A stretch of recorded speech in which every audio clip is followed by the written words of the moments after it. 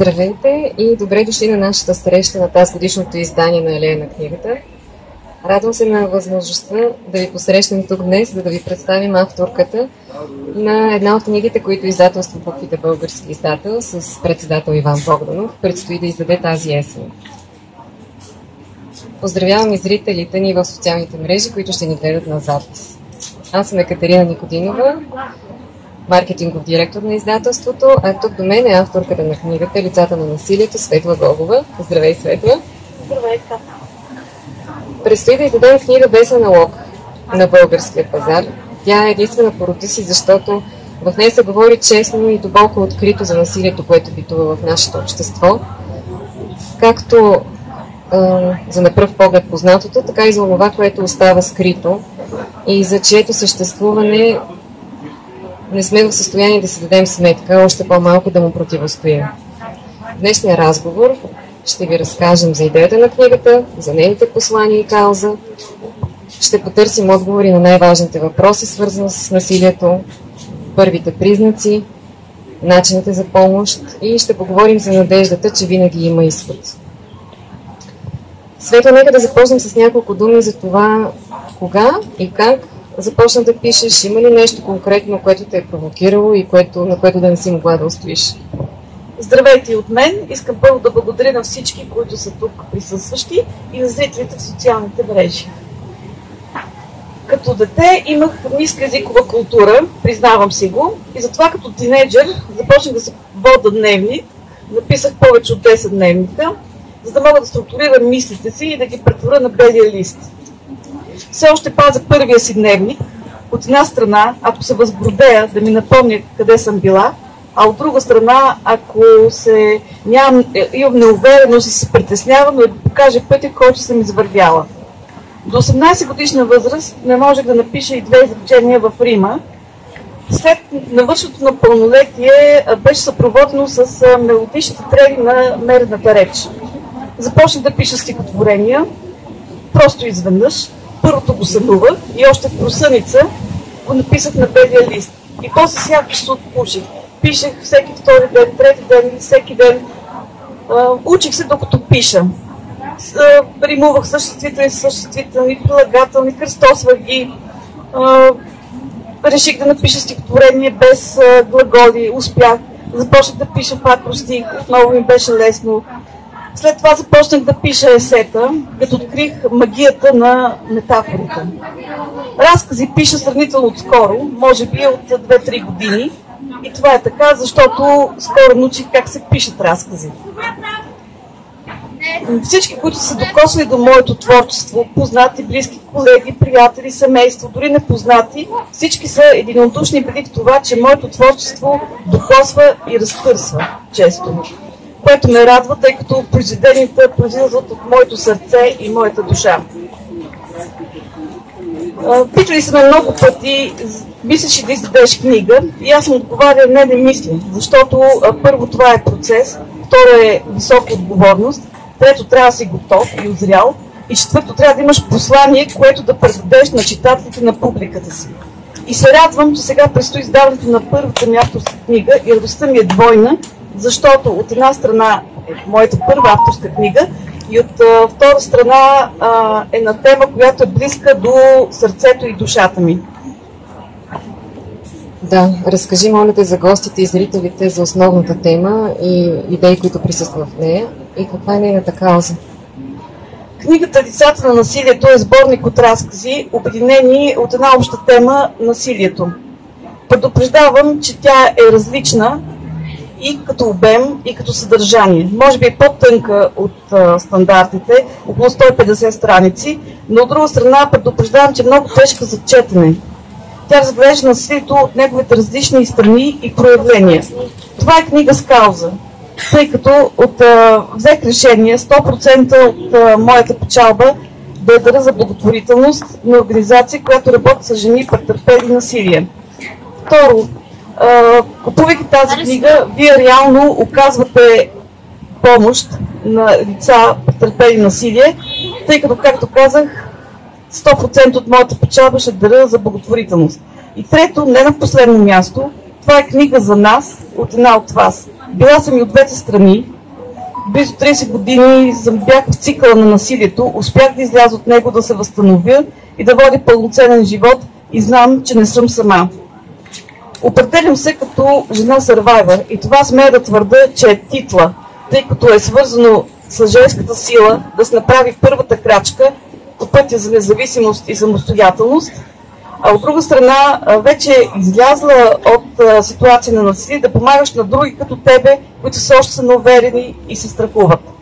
Знам, че това е вече общност, около 70 жени са такива, жени сървайвър, и тя се разширява.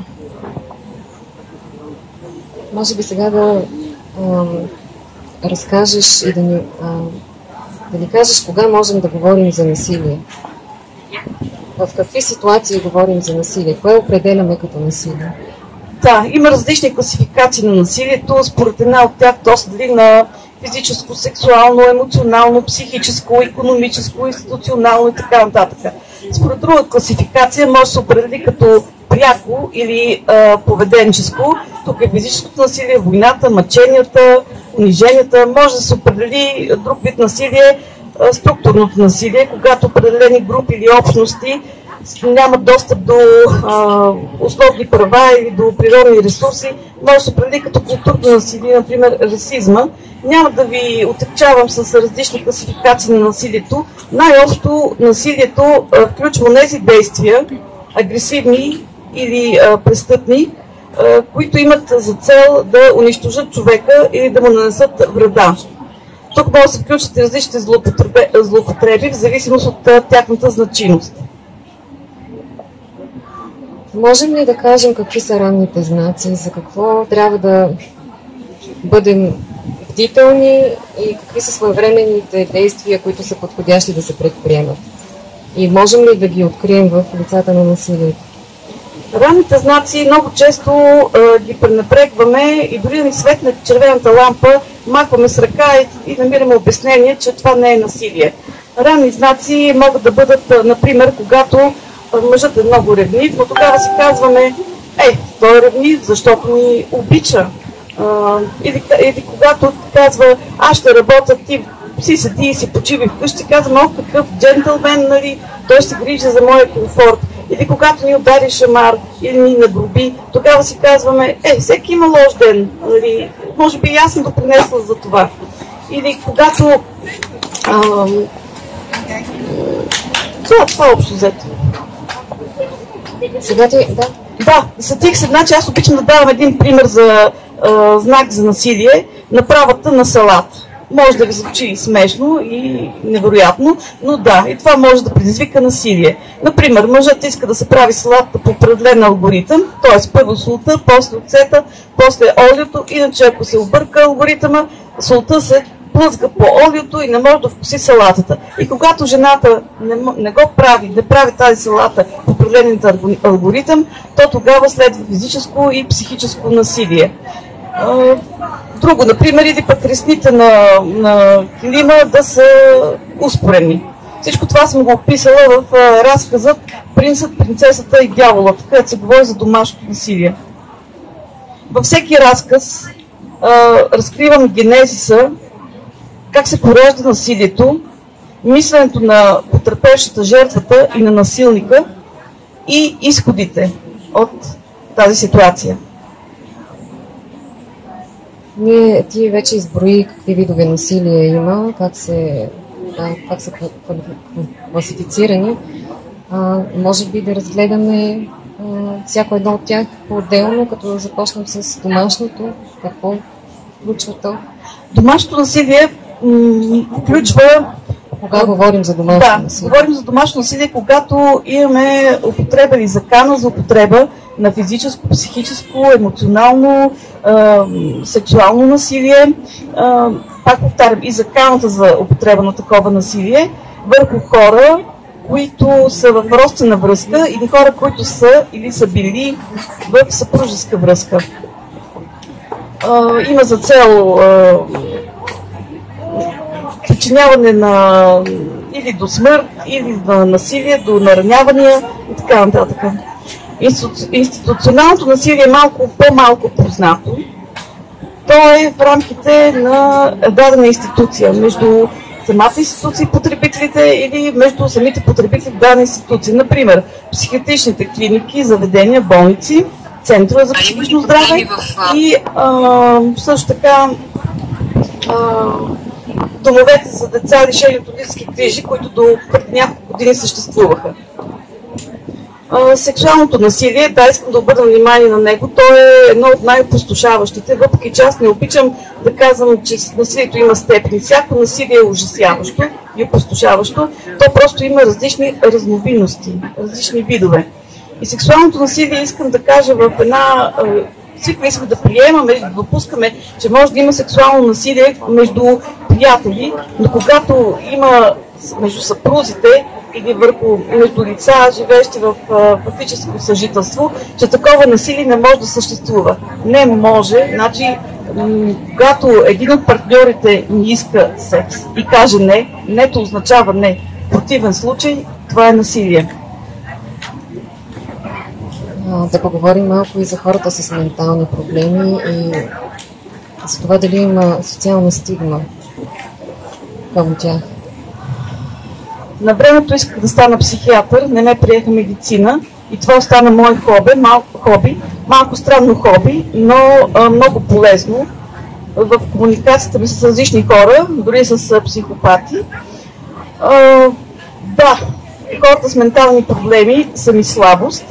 Много често ние ги подминаваме, махаме с ръка, правим характерен жест с ръка, посмихваме се и ги отбягваме, без да се замислим какво преживяват те. И за мен хората с ментални проблеми от една страна са високо интелигентни, които се борят от една страна с своето заболяване, болест, от друга страна с условията в психиатричните болници, поне част от тях. И от трета страна, когато трябва да се интегрират в обществото, те са низвергнати, отблъснати и социално изолирани. И за мен те са много силни личности и трябва да се опитаме да ги разберем. В книгата ми, трилогията "Дневникът", разкривам именно условията в психиатричните заведения, болници, разкривам отношението към тях, разкривам дори мисленето. Разговарял съм с човек с ментални проблеми, който ми споделял мислите и преживяванията са. И съм го описала в разказът "Ризата". Киберпрестъпления. Какво можем да кажем за тях и за начините за въвличане на хора в мрежите? Киберпрестъпленията са най-общо казано престъпленията, които се извършват в виртуалната мрежа или чрез виртуалната мрежа. Обикновено започват, по принцип пренебрегваме и смятаме, че средата, виртуалната среда е безопасна. Именно защото не може да я усетим, да я пипнем, да я почувстваме, но в един момент малкото се репликира отново вредата и нанася, достига до много хора и нанася големи вреди. Киберпрестъпленията има в книгата няколко разказа, обединени от главата "Киберпрестъпления", в които разкривам зараждането, развитието и действията, които трябва да се предприемат. Има ли митове по темата трафик на хора с цел сексуална експлоатация и можем ли тук сега да ги развенчаем? Да, има митове по тази тема. Например, че сутеньорите са само мъже, че в трафика на хора с цел сексуална експлоатация попадат момичета с нисък социален статус, ниска степен на образованост, лесно внушаеми личности. В разказът "Мракът на светлината" разкривам как всяка една жена може да попадне в този цикъл, този трафик на хора за сексуална експлоатация. И високият пост, високият статус и обществено положение не означават, че те не могат да бъдат покварени от ниските страсти. Другите митове, че сутеньорите не са само мъже, а може да бъде и жена, то близка наша приятелка. И подобно на Икар, който слънчевите лъчи разтопяват от неговите крила, така и тук момичетата, попадайки в трафика на хора, техните крила, свободата и личността им биват прекършени и опустошени.